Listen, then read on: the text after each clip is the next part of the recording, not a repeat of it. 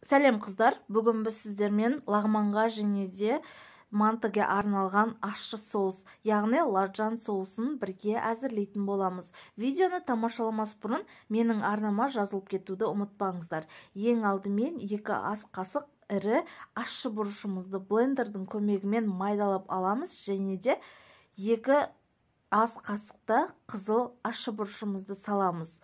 Үстінен жарты ас қасықта тұз саламыз және де қайнаған жылы суымызды құямыз. Бір келкі болғанша бір араластырып аламыз. Сосын үкіштен өткізілген 3 зубчик чесногымызды, яғни сарымсағымызды саламыз және де 100 мл сұйық майымыз. Сұйық май бізде ыстық болуы қажет. Ыстып аламыз.